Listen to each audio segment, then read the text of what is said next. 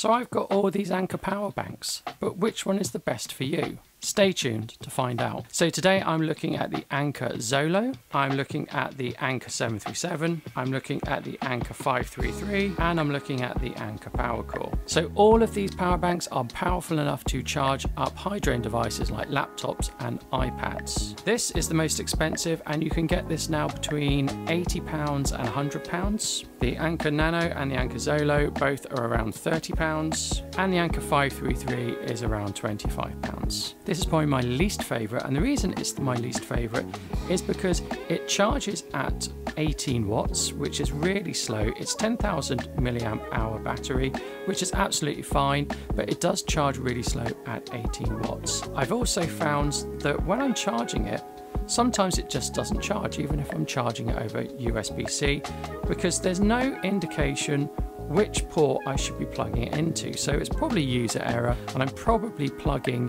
the USB-C cable into the wrong port, but I don't know which one is the charging port. And sometimes I'll plug it in and it doesn't seem to charge. Here we've got a display, I don't know whether you can see that. It tells you the percentage battery left, and it gives you an approximation of how long you can use this for. This is grossly inaccurate compared to the other ones. Next up is the Anker Zolo. Now the Anker Zolo is fairly new. It's 20 milliamp hour battery, and this charges at 20 watts, so this is very slow to charge. It's very big, and you can see here it's almost the size of the 737.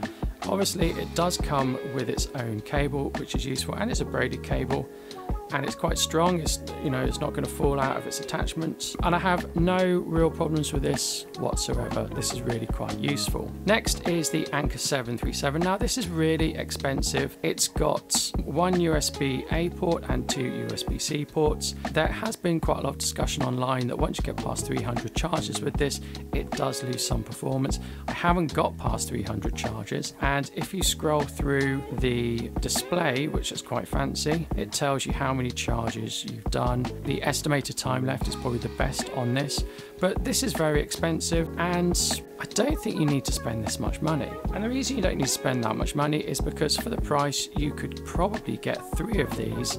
Not only are they smaller, not only do they include their own cable, but this also charges at 30 watts and can deliver up to 30 watts of power. So this will be fine for your MacBook, your laptop, all those high drain devices, and it's fairly portable.